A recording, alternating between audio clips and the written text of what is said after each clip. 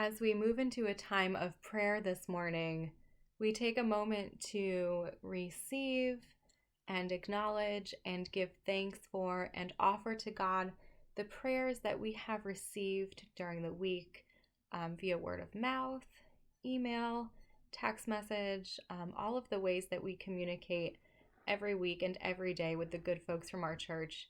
And so we bless these prayers, and while we don't name them aloud, we remember that God knows all of the details of these prayers. And so we offer them to God, and we hold them in our hearts as we bow our heads and join our minds and spirits and hearts in a time of prayer.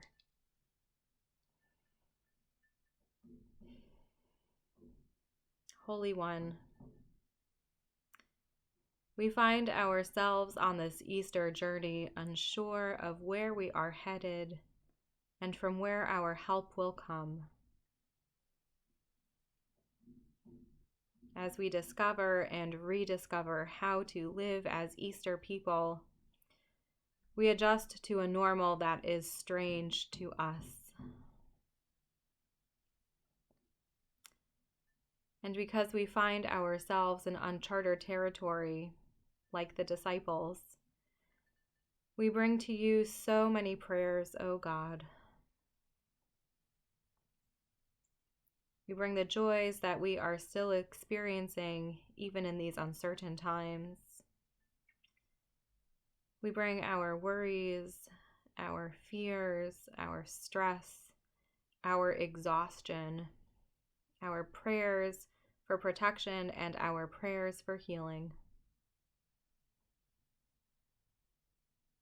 We take time to say now the prayers that we name either aloud or in the silence of our hearts.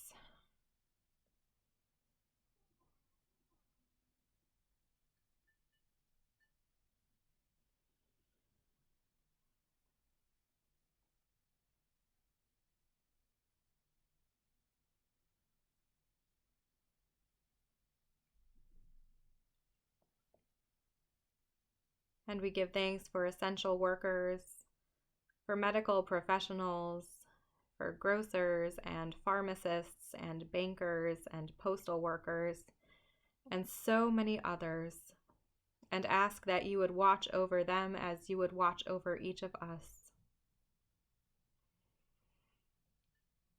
Even though we are apart, O God, continue to nourish us in mind and body and spirit, as the risen Christ nourished the disciples and nourishes us even today.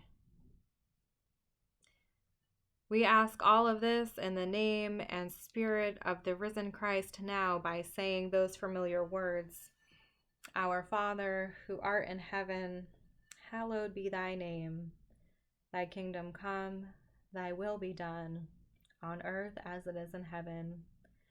Give us this day our daily bread, and forgive us our debts as we forgive our debtors. And lead us not into temptation, but deliver us from evil. For thine is the kingdom, and the power, and the glory forever. Amen.